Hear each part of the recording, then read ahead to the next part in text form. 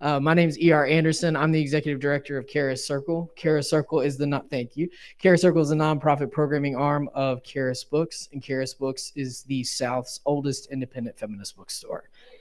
We are super excited about this book and about this event, and we're so glad to have our folks online with us and all of y'all here. So I'm going to introduce first Ash-Lee Woodard Henderson, who is an Appalachian woman from the working class, born and raised in Southeast Tennessee.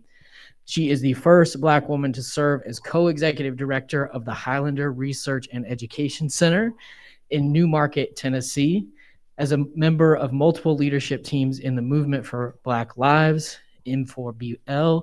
Ash-Lee has thrown down on the Vision for Black Lives and the Breathe Act. Ash-Lee has served on the Governance Council of the Southern Movement Assembly, the Advisory Committee of the National Bailout Collective, and is an active leader of the Frontline. She's a longtime activist who's done work in movements fighting for workers, for reproductive justice, for LGBTQIA+ folks, for environmental justice, and more. We have been loving Ash-Lee for a long time. We're so glad she's here. And we're so glad that she helped introduce us to Philip V. McHarris. Philip put your hands together. Philip is an assistant professor in the Frederick Douglass Institute and Department of Black Studies at the University of Rochester.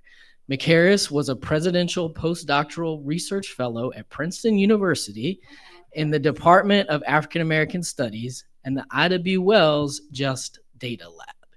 He earned his PhD in sociology and African American studies at Yale University. He was named one of the Route 100's most influential African Americans in 2020. McHarris has appeared on MSNBC, CNN, PBS, The New York Times, Washington Post, The Guardian, and more. The book we are here to celebrate and discuss is Beyond Policing. It is hot off the presses, and we are here in Atlanta in the hotbed of discussing we were joking about Charis's water being out, and that DeKalb County has money for Cop City, but not for water pipes. So we're glad to just get right into it. And I'm just very glad that you both are here. So thank you so much. Everybody put your hands together for Philip V. McHarris. Keep it going for Charis one time. You heard it. This is sacred, hollow ground. Valerie Boyd, Shay Youngblood, the greatest to grace this place. I mean, our comrades, Adrienne Marie Brown, were just here. Charlotte Carruthers did a book talk here. Like, this is home. This is family. So glad that y'all did not regard it robbery to come in here from one of the most brilliant humans that I know about why we ought to be thinking about what a world beyond policing looks like. So can we give it up one time for Phil McHarris? So Phil, I think we're gonna get into an opportunity where I get to grill you. Y'all are gonna have an opportunity, including our online folks. Hello, online folks, to also ask questions closer to the end. But I want to start with giving you an opportunity to introduce yourself to the folks that don't know you here, and tell us, give us a little reading. You're an artist, you might be sensitive about your shit, so I'm gonna let you take it. But give us a little bit of the content of Beyond Policing. Thank you all. Thank you, Ash. Thank you, Charis Books, and thank you all for coming, both here physically and also virtually. I just feel a lot of love in this room, and I feel a lot of support, and I feel a lot of positive vibes and energy. So I'm really excited, to be here with you all. And yeah, I'm excited for this conversation. And it feels really, really special to be here, and it's a lot going on in the world, it's a lot going on in Atlanta and Georgia. And so I'm excited to dig into these topics and these conversations with you all. So I'm gonna do a reading. This is my first book. It's my first book, y'all. It's here. It's a hardcover. It's a hardcover, y'all. So I'm excited to share some with you all. So I just want to, before I read, I just want to give some context. And so I joke that this book took, about 3 years, but it took 28 more years than that. And so this was really, I think was in the making from when I entered into this world, into conditions that I, or my community did not themselves create, but I would have to find myself navigating. And so in many ways, this intersects with a number of different themes that I've experienced throughout life, and up until today. And so the book takes shape in 3 parts. So the first part is histories. Histories is basically me exploring, where do the police come from, right? There's been like some topics and conversations around different origin stories. And when I got to grad school, it was one of the things I was the most interested in. I just wanted to understand, like, where do the police come from? Yeah. And, it was difficult for me to find like a critical history that really explored the evolution of policing, from the origin of the U.S. as a settler colony up until today. And, I would ask different folks, I'm like, where can I find this history? And, they would sort of send me to like different books and different pieces of the story. But I really wanted like the big picture. Right. And so basically that first part is me writing the history that I wanted to read, when I got to grad school, and I had all these questions. And so that's that first part. Then the second part is me thinking about the current contemporary moment. It's me sitting with the past 10 years, thinking about the movement for Black lives, the uprisings and the movement that emerged, following the murder of Michael Brown in 2014. It's me sitting with all of that and really just trying to understand, like, how do we get here? Some of that is shaped by the history section, but I really dig into like, how do we get here, right? We live in one of the most policed countries, one of the most punitive countries, one of the most incarcerated countries. And so, the history section really does the groundwork of that. The currents in the first chapter in Currents is called The Tide, and it's talking about the tide of police violence and how it crashes on Black communities and goes back and forth. And, the past 10 years we've seen that, right? There's been a number of reform efforts that have been marshaled by politicians and police leaders and at all levels. And last year was one of the highest years of police killings in the past decade, right? So that points to something. Yeah. It points to the fact that reform is not solving these issues. And so I talk about that cycle. Then I talk about solutions for a new world in chapter 4, thinking about all of the things that already currently exist to push us into a new world. And then futures, which was the most exciting part for me about writing this. It really grounded me and really propelled me to finish it, is thinking, how do we move beyond policing? What does that world look like? What does it smell like? What do you see? What do you feel? And so it's really me digging into that and, presenting a vision. And I literally, I engage in a work of, speculative fiction in a lot of ways, where it's the future and the police don't exist. So that's the last chapter. And y'all are trying to live in a world where police don't exist. I certainly am. Right. I want to start with you giving us a little bit, and then we're going to shift it up a little bit. Sounds good. I want to start with, after you read, getting sort of granular about what you mean when you say abolition. Mm-hmm. So we'll get there, but let's get into the book. I like that. That sounds good. So the interludes are the connective tissue for the book. I talked about the parts. What connects them are interludes, where I share stories, personal stories related to my family, to friends, to organizers, some of which are in this room. And so I'm gonna read some of that. So the first one I'm gonna read is Interlude 1, Part A, Notes from Ferguson. I'm still searching for language to describe my experiences in Ferguson during the 2014 uprisings. There's something about the tear gas, the militarized police, the military, and at times these days it's hard to tell the difference between the two. The batons, the shields, the guns, the deaths, and the way that they can affect the body and the spirit that make them incredibly difficult to capture. I remember one night in particular. It was dark, cold, the air was thick. I've yet to shake its grasp loose, and I may never do so. It was the weekend that a grand jury decided to not indict Darren Wilson.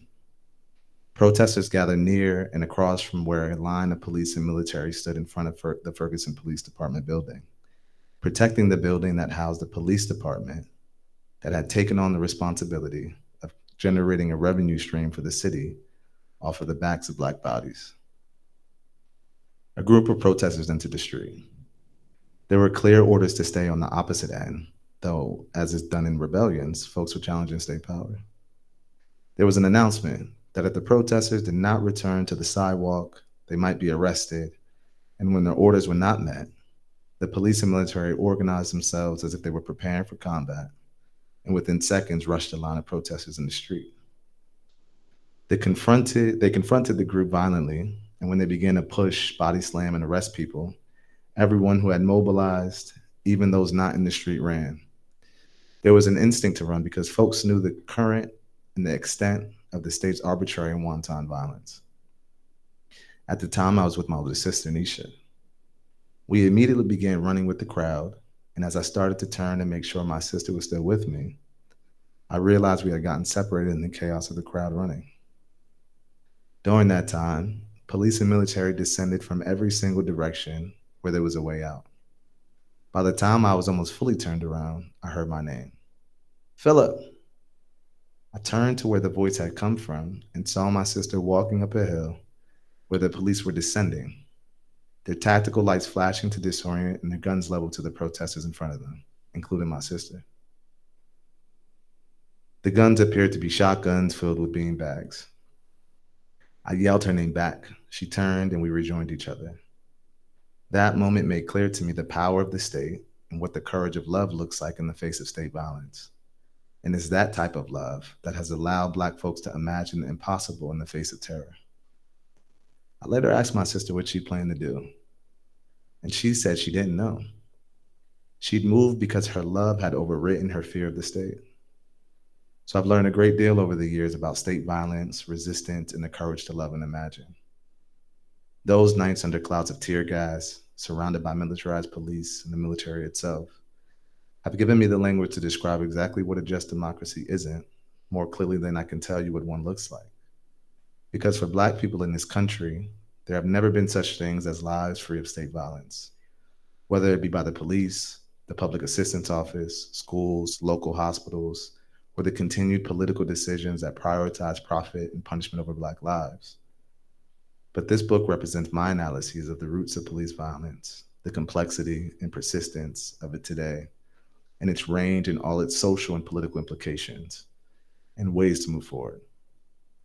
Principally, I put forth my vision of a safer world without policing or cages. When I think back to that night in Ferguson with my sister, who was willing to walk into anything out of love, what surfaces is this idea of courage. To create a new world requires the courage to imagine, and the courage to do what seems impossible to actualize dreams of freedom. Thank you. Give it up one time. This is my sister that I was talking about, y'all. The McHarris twins or something else. Thank you. One, for the truth telling and vulnerability that this gift you've written is to us. But now teach us, teacher. Like when you think about abolition, how are you defining it in this book? What does it mean to you? We can get into what the vision looks like, but really granularly, how are you defining abolition, especially for folks that might be watching that aren't really familiar with the history and what it is? For sure. And then talk about like how that concept then informs the rest of what you're writing. That's a great question. Thank you for that. So I identify as an abolitionist, specifically thinking about policing in the prison industrial complex, the criminal legal system. And to me, how I understand it and how, I've learned in community with folks is the dismantling and abolition of these systems. And importantly, it's also about creating new systems and approaches and ways of being in relationship to one another that are life affirming, in the words of Ruth Wilson Gilmore, and allow us to think differently about things like safety and justice. And so, for me, what that looks like when I think of it is, often people say like, okay, well, the police are not there, then what? And to me, my response is, it's actually getting help and safety when we need it, but it's also getting at the underlying factors that give rise to so many cycles of violence and conflict and harm in the first to place. begin with. Yeah. And so I would say like that's how I understand it. And that informs the book, because then it leaves a number of questions, right? There's a lot of different things in society that people have legitimate, very real concerns about. Violence within communities, interpersonal violence, gendered and patriarchal violence, in a range of different concerns, robberies, burglary. Like, people have a range of different things that they feel, unsafe about. And, one of the things I like to mention is to say, when thinking about all of this, is like, we live in one of the most punitive societies in the world. It's like off the charts on so many different metrics. If punishment equaled safety, then shouldn't we also live in one of the safest societies in the world? And not rhetorical question. And so if that's the case, that means something. Right. That means our paradigm of how safety has been presented is not one that's actually generating safety. And not only is it not generating safety, it's actively harming particular communities, and has led to cycles of state violence. And that's, so when I'm thinking about this, I'm really thinking like, what does a safer, more just world looks like? And it's not a utopia, right? Because people are complicated, humans are complicated, harm is complicated. But I think we can start from the premise that this model is not doing even what it purports to do on the lines of safety, and it's actively contributing to conditions that folks feel unsafe by. And so my vision is to say, how can we dream up something else? Because no one in this room, no one that is currently around got around and said, we want safety and public safety to look like this. Mm-hmm. It should look like this. And when I talk in the history section about, the role of race and class control in colonial occupations in terms of the development of policing to begin with. And so it was never designed for safety. Right. What it ended up having was some facet in which it sort of generated some semblance of security for those deemed worthy of it. But it was never about safety, and it's not about safety now. Yeah. I mean, one of the things I appreciate about the book so much is that I feel like some of the biggest critique of the kind of 21st century abolitionist movement is that we're race reductionists, which one is bullshit, and two is confusing considering how often we center class. Mm-hmm. And so I think even in this first example that you gave from the book, talking about how the Ferguson PD is literally set up to be revenue generating at the expense of a Black community, shows the intersection of race and class. And you do that so consistently around race, class, and gender throughout the book. So thank you for that.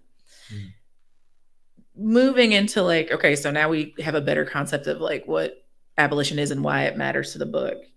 But one of the other things that you do really well is you like shout out the really incredible work that's happening in grassroots communities and grassroots social organizations that are trying to build a world beyond policing. You shout out Project Nia, one of the greats, among many, many others. Mm-hmm. So tell me, like, how are you seeing grassroots movements and organizations show up in a 21st century context to do this work of helping people envision what it looks like to create a sense of safety that's not codependent on either punishment, which we're addicted to, or policing?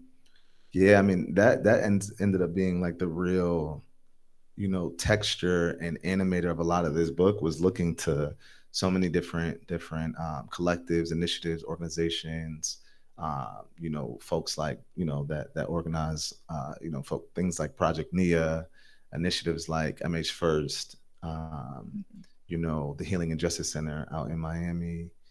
There's just so many different models of thinking, because the question is right, it's like, well, what do we do in certain situations, like, around certain kinds of harm? And the answers are all, it's all around. There's people who have experimented and engaged in a number of different initiatives, the Bay Area Transformative Justice Collective, and I include like so many different examples in the book to say like, a lot of these answers are already here. Right. The issue is that the state has monopolized its, the relationship or the provision, quote unquote, of safety. And so a lot of these organizations are not known. And also the funding, right? Policing gets over $100 billion a year, right. But many of these initiatives do great work, but don't get funding, or their funding has a number of strings attached that don't allow them to do the kind of sustainable work that can actually serve as community-based safety sort of offerings. But there are folks doing really, really important and great work in Chicago. Folks like MASK, Mothers Against Senseless Killings, and there's just so many different examples in the book to say like, we actually have a number of different examples. And I like, I always like citing Million Experiments as it's a portal, it's a film, that recently came out. It's also a podcast, and they incorporate a lot of this where they really present and showcase so many different entities, initiatives, organizations. And so in many ways, a lot of the answers are already there. It's like seeing what are they doing, scaling it up, figuring out, how that work can be expanded, but then also seeing, okay, where are the gaps? Right.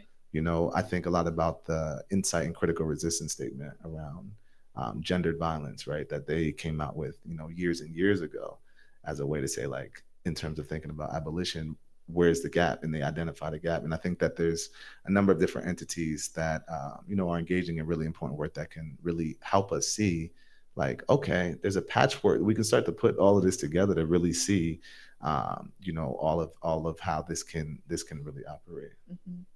You're starting to sort of segue us into my next question, both in talking about, I've knocked doors on some abolitionist demand, like, don't you think we should defund the police? And the grannies in the projects in Chattanooga be like, no, like put the precinct right here. And, not having sharpness around the answers to how to operationalize the vision of abolition. And, and you talk about scale and like the resources that are required to do that in a way that actually builds the alternative in a sustainable way. What are other challenges that you see abolitionists facing that you got to contribute, right, and write up in the book? Brilliant question. Thank you for that, Ash. No, okay, so I think like your first point is exactly right. When you go into a lot of communities, especially those that experience the most harm, and you say like, we want to, scale back or, think about a world beyond policing, a lot of people will say like, whoa, what's happening right now, right? And especially for those communities that are particularly vulnerable to cycles of harm and violence, that can be jarring. The thing that, I'll share some of the what I talk about in the book and some of the different frameworks that I try to mobilize is asking people, do you want the police or do you want safety? Right. And do you want the police or do you want help? And the reason why that question is important is because what people actually want is safety and help. Right. But we've been socialized into this idea that police are the only ways that we can achieve that. Right. And even when people know that that's not true, the socialization is so powerful and hegemonic, thinking about Stuart Hall and Gramsci, that it's hard to de-link our understanding of safety from policing. But for most of modern history, policing hasn't existed. Even 911, who knows when 911 was created as a number? Any guesses? 82. Good guess. So the late 1960s was when, it even emerged. And and I talk about in the book, there's a very racist history. Bull Connor, who was a very racist sheriff who was a part of, civil rights, repression, was a part of the ceremonial call. And so, even when you look at the history now, I think that people should have a number to call when they need help.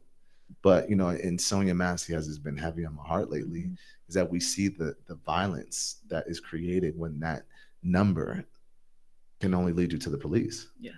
And so, I think thinking about all of the ways in which we can have models and approaches to safety, community-based safety, I think is important. But again, it goes back to that question. It's that, do people actually just want the police, or do they want safety? And then they're told that the police are the only way to get to that. But what people really want is safety and help. Right. right? And so if we start from the premise to say, okay, well, look at all of these different ways, backed by evidence, things like green spaces, healthcare, education, youth programs, after school programs for youth, summer programs for youth, and the list, organizations that focus on the needs of communities, resources, the eradication of poverty, addressing racial capitalism and all its inequitable, consequences and manifestations. This will really lead to safety, but it's difficult. But also, people want, the other piece of this is that people like having people on the street that they feel like are invested in their safety. Right. And so that's what I talk about in the book, is like safety mobilizations. Yeah. It's like, how can we mobilize community-based safety approaches? Things like masks. Literally in Chicago, they post up, they have these like bright shirts, they cook food, they have like tables, and it was shown that it reduced violence, and it was before harm was done. Exactly. And that's a big part of that, is like, how do we think about the preventative aspect so that people can walk down the street and not feel like they're vulnerable to harm to begin with. Right. But in the meantime, we also can develop different kinds of community-based safety mobilizations, that we can rely on. And so, the second part in terms of major challenges, I think it is a level of narrative and sort of, the perspectives, when we think about safety, that for people who come, into this world, safety and justice is police and prisons. Right.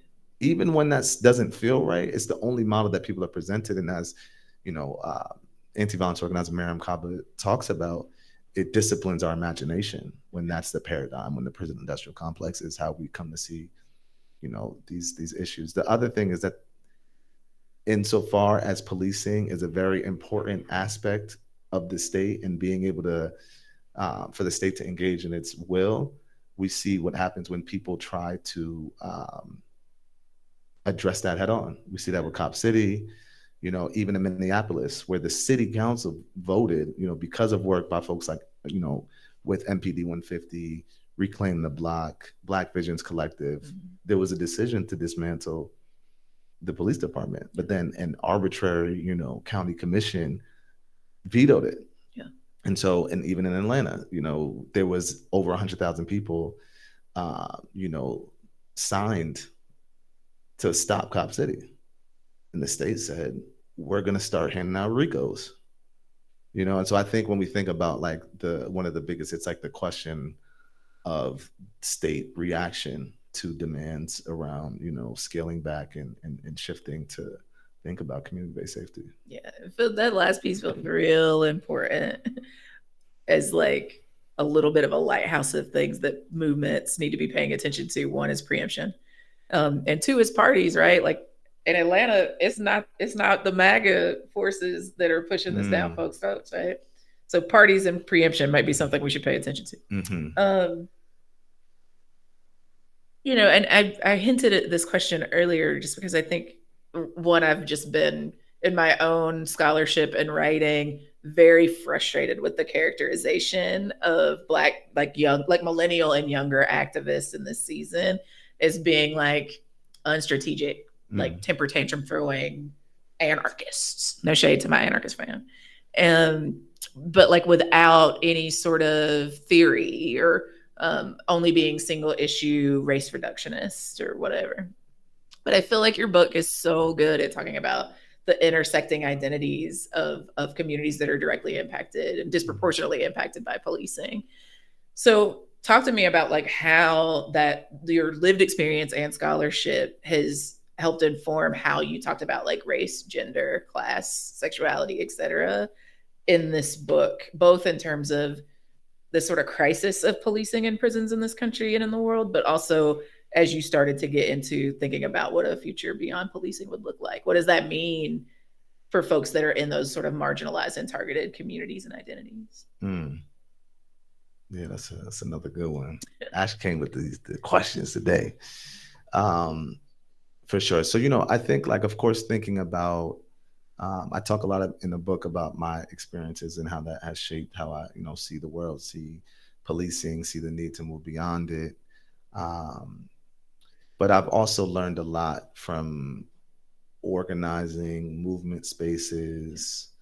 But I have to say is that some of my first lessons around how to, understand the world came from my sisters.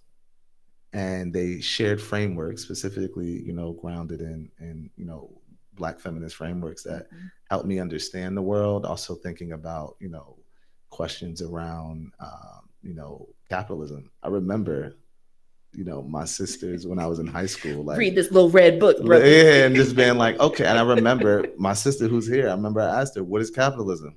And she broke it down for me. And I remember thinking about like, what's structural racism? And my sister drew a tree and had the roots of the tree and said, well, this is the structural, how it's like, seeded into society. And then the trunk is another extension. Then you see these branches is what people often focus on. But really what's going on is that the whole tree is rooted in inequality. And so, I think like that was some of the earliest lessons that really helped me understand the world. Then I go to college and I have a really great mentor, Sean McGuffey, who my first class, sociology class that I took was with him. It was race, class, and gender. And it was another sort of like entryway and another sort of furthering on a lot of the things that I learned from my sisters.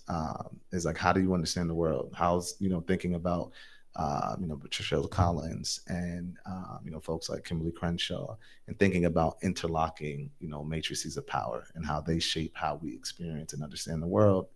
And then in organizing spaces, I have two folks that are here today that I organize with BYP 100, and thinking about the ways in which that experience, also shaped how I would come to understand and see the world. And so, it all sort of, coheres to say like, okay, my vision, when I think about abolition, it's about policing and prisons and abolishing like the prison industrial complex, which doesn't create safety. It manages inequality in a number of different ways. But it's also to say like, there's also other systems that make that, what we rely on. Patriarchy, capitalism, anti-Blackness,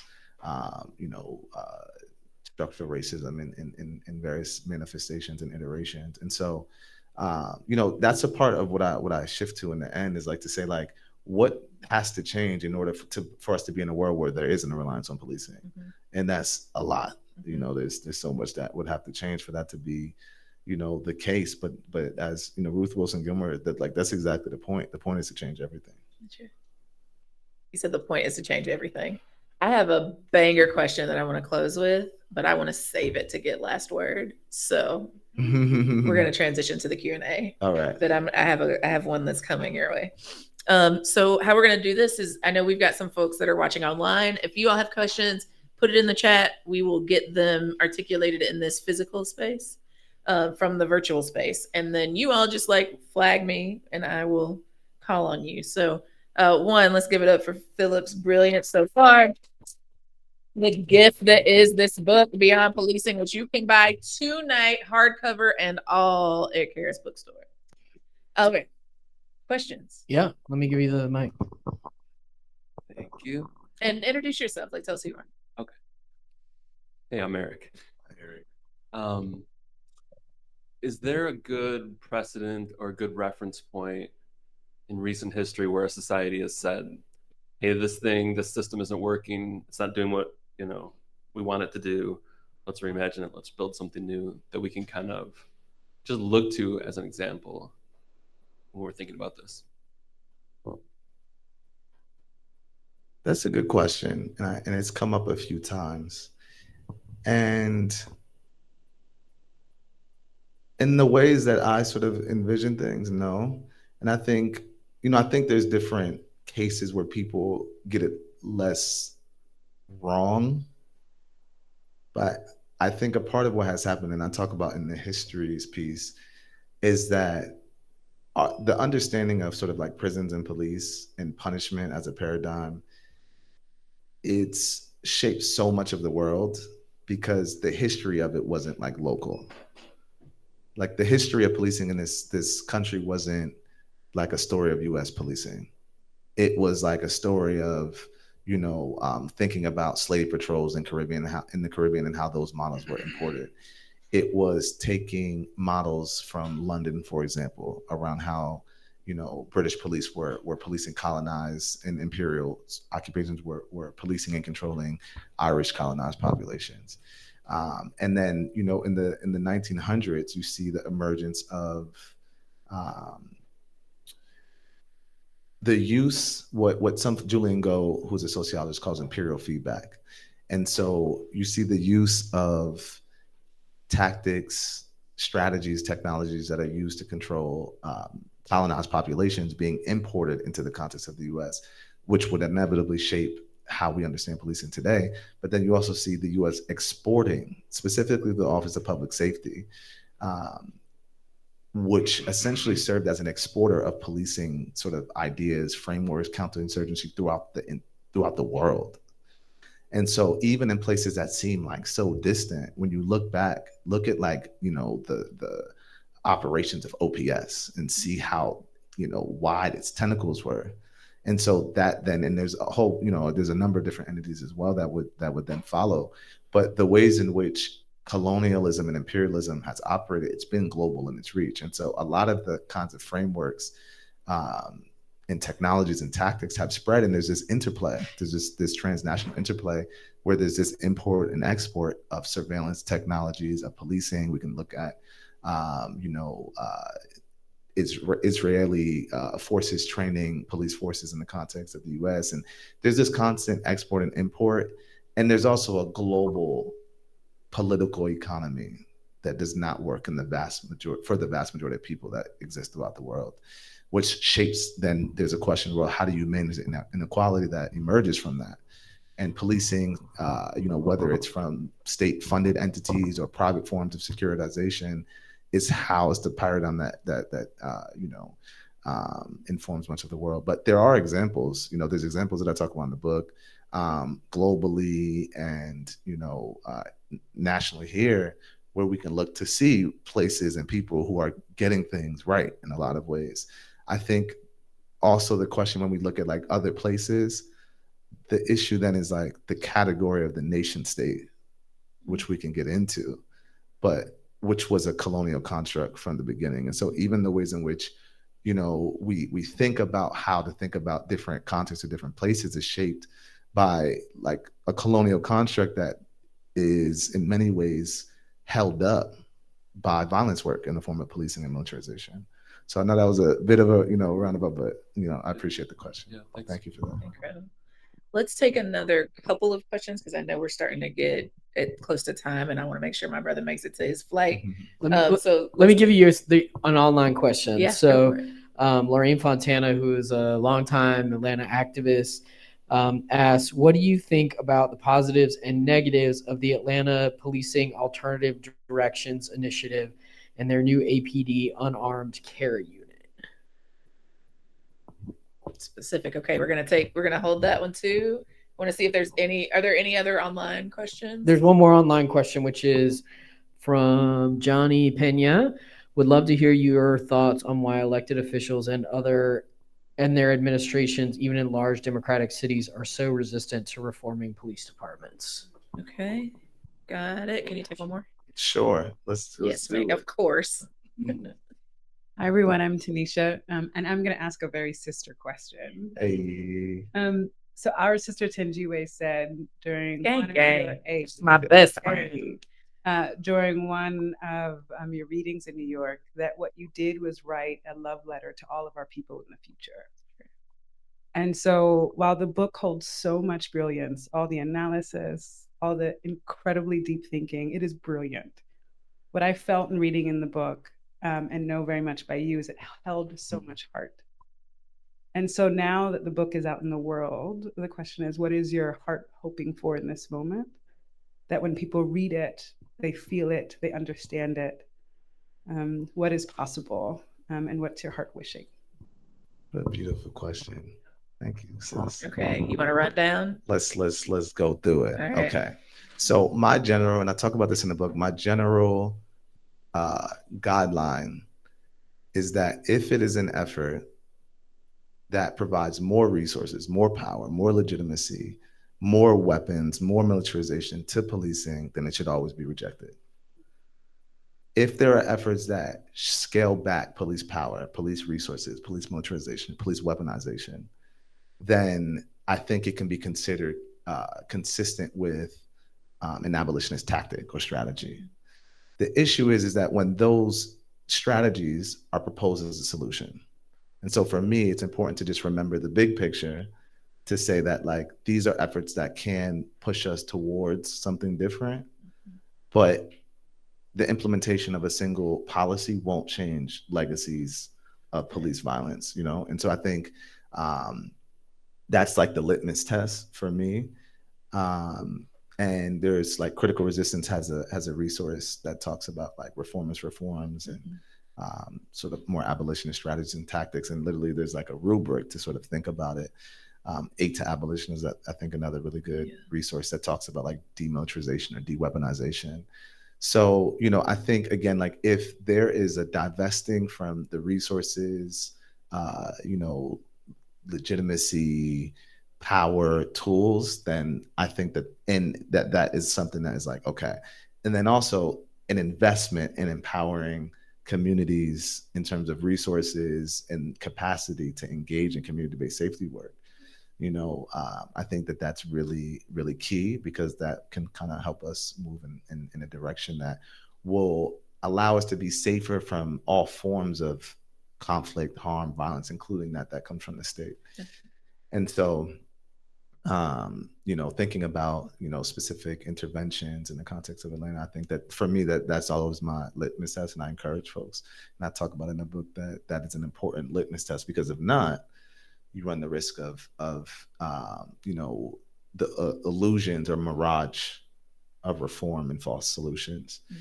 So that's that. Second, in terms of the, you know, the question around why folks are so resistant, I think there's a number of different answers. Part of it has to do with some like the age-old discourse, like tough on crime, you know, law and order, and the ways it's mobilized in order politically for political capital. So what it creates is this terrain in which people are constantly trying to, you know, navigate, get reelected. And then there's this back and forth around like, you know, how you appear around crime. So, you know, that often creates this effect where it's like, okay, if you seem like you're engaging, we saw that, you know, right? Like, okay, divest from policing and invest in community resources, and the ways that that's because there's such a hegemonic stronghold on this idea that policing equals safety, prisons, you know, equal justice, that when you shift away from it, like it's often mobilized and used as a way to,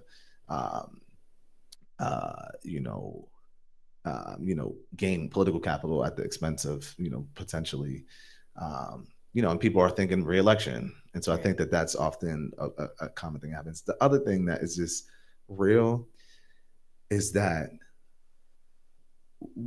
what is the state, the government as we know it, when without an arm that can enforce, without policing and militarization? So even those like people who are politicians that like have maybe like some leanings, and we did see some efforts where folks have like called for divesting, and you know, we did see that, but it gets into a fundamental problem. It's like how we understand political economic life is shaped through a lens of capitalism in the current sort of model of electoral politics, which we see often what happens is like what ends up being passed, what ends up being done is not actually in the interest of people. True. But there's a way in which, you know, there is the ways that we understand the society as we understand it is it does rely on violence work. The state does rely on violence work and how we understand and how, you know, we've come to conceive it. And so that gets in a deeper question. A part of what I talk about in the book and like the vision is that we have to develop different kinds of political containers that allow us to be in different kinds of relationship to one another, that actually allow for the kinds of things that actually benefit the vast majority of people. Because right now, our current political economy does not act in the interest of the vast majority of people. But there's a way in which it is just reproduce. And so if we really want to think about moving beyond policing, we also have to think about how we can be in relationship to one another in different ways And I for folks interested, I would just read work like CLR James, Every Cook Can Govern is a good piece, I think, if you want to think about some of these issues. Lastly, because I know we're running short on time, and I'm excited about your question, Ash, from my brilliant, amazing sister, who so much of this book is shaped by and informed by. What do I want people to feel? I think for me, a part of it is to say, let's suspend our disbelief in what seems politically possible to imagine a world that we deserve. That's a whole word. So I think, that's important for me, is one, to say that what currently exists, it's not the way that it always has, and it's not the way it always has to be. But importantly, to get there, we have to suspend our disbelief in what seems politically possible to create a world that we're, deserving of. I mean, if Charis doesn't cut just that right there and put that all over the internet, you have failed us, comrades. Y'all probably gonna hear that line again because it's good. I'm gonna give you credit the first time. Okay, so I have 2 questions, and for real, I gotta let you go so you can sign these books, because y'all gonna buy these books, right? Y'all gonna buy these books, and then we gotta let you sign these books and then get you to the airport. So I lied. I have 2 questions now. Let's get it. I only had 1. Now I have 2.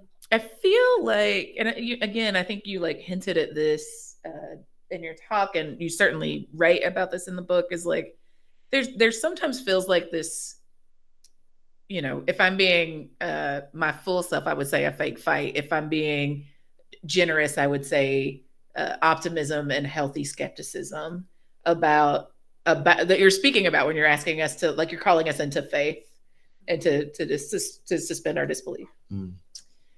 And sometimes how it gets articulated is like, y'all abolitionist, purist people are wanting to live in a prefigurative world when there's a world that exists right now.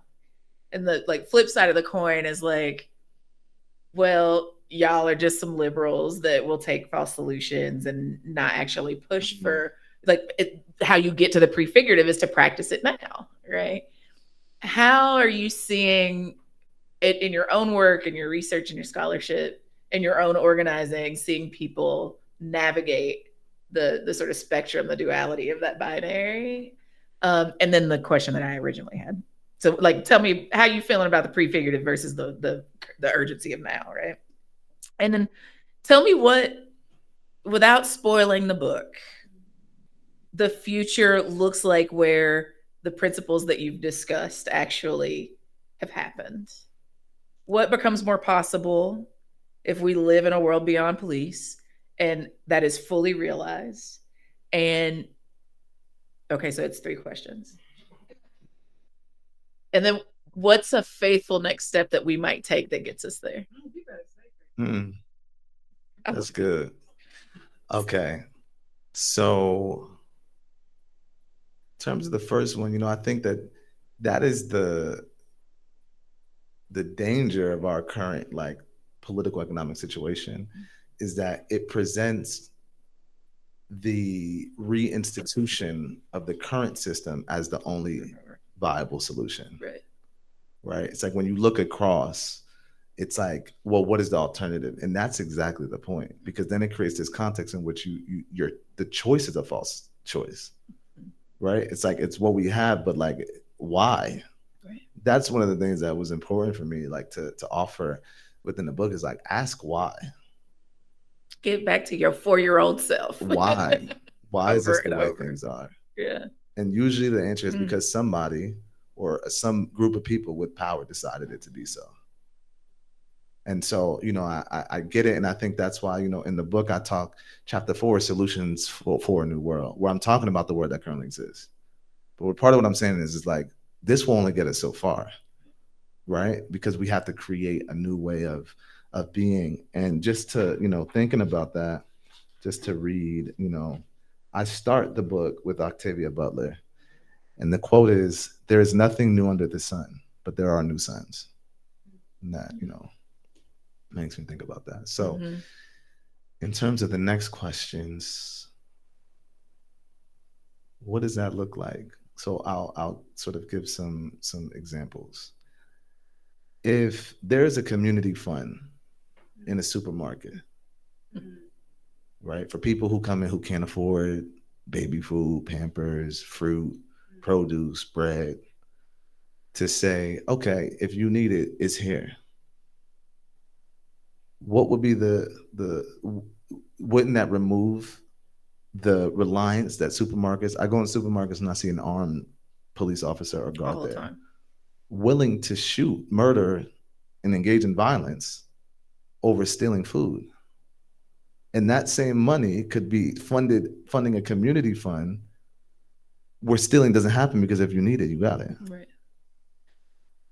If eviction wasn't a thing, if housing was guaranteed, who would come to evict people if there's no evictions? Right. And so this is some of the underlining pieces of this, right? If folks had adequate health care, so much in the world can be prevented. People had access to food and water. Yeah. So if people had access to quality education, housing, that's one of the biggest things that can give rise to potential, when people don't have housing, creates various kinds of vulnerabilities that can spiral out. And so part of this is like, we can look what policing is used for, right, in a lot of different contexts. So that's the first stage. Then it says, like, if we deal with that, so much is lighter, right? Then if we go to the next tier and they say, like, there is a statistic that I talk about in the book that says 40% of police households experience domestic violence. And the current model is that police respond, when we know that it doesn't give the kind of interventions that lead to the kind of sustainable intervention that people are often looking for. Right. And so, or crisis response. Because it's not an intervention, it's a response. And one can conceive of it also as a site of patriarchal violence in and of itself. That's right. In addition to prisons. Exactly. And so when we think about it, like, how about crisis response? Why are police responding to people who have mental health crises? Mm-hmm. Right? It's like, or a range of other situations. Like, we can have community-based safety approaches, teams that can be literally like if folks sat in a room, started from scratch, to say, let's imagine none of these things exist. How can we design an approach to thinking about safety? And let's go through all of the concerns that people have, the real concerns. And to say, like, there are some different situations where there might need a different kinds of responses, and different kinds of safety interventions. And let's be, we can be real. Like, there are certain situations where people need different kinds of interventions, and we need responses of people who can have the tools and resources to be able to respond to that. Mm-hmm. But let's start from scratch and create that, because what we currently have not only does not keep people safe, it actively harms people. And so I think, that's the other piece. And so I talk in the book about, like, what does it look like to go into a grocery store, right? And not have to worry about if you have enough money to get what you need to feed yourself and your family. Or if you don't have to worry about the end of the month that, oh, if I don't pay this, I'm going to get evicted. Right? So there's just so many different things that, we can think differently about. But what does it look like? What does it feel like to live in that world? What does it feel like where people can age, in a way that centers their dignity and humanity, where healthcare is not centered and governed by profit, right? Where housing is not a site of capital accrual, but something that everyone needs and deserves. Right. And so, like, what does that world look like? What does that feel like? What does it look like for children to be able to be children? So I think, what does it look like for people who to be able to experience lives, free of unnecessary violence? So much of the things that people experience in society, it's not, necessary. Life is complicated and life is messy. People endure things, but as we currently understand the world, so much of it is unnecessary. So, like, what does it look like to bring us to something else? Yeah. Comrades, colleagues, beloveds, buy the book. By the book, by the book. Can we give it up one Thank y'all time so for much. Philip V. McHarris Yeah. for this gift? Thank It's you. like part love letter, part toolkit. You need this in your life. So take a few minutes, go get the book, have him sign it real quick so we can get him on to the next book stop. Yeah. Yes. All right. Hold on though. I got to tell our online folks, y'all are going to click this teal button at the bottom of the screen to buy Beyond Policing. We'll have him sign a few extra copies so we can send y'all signed copies. Thank you all so much for watching and for being patient with our tech issues. We're so glad you're here. Thanks so much. Thank y'all very much. Yeah. I love Atlanta.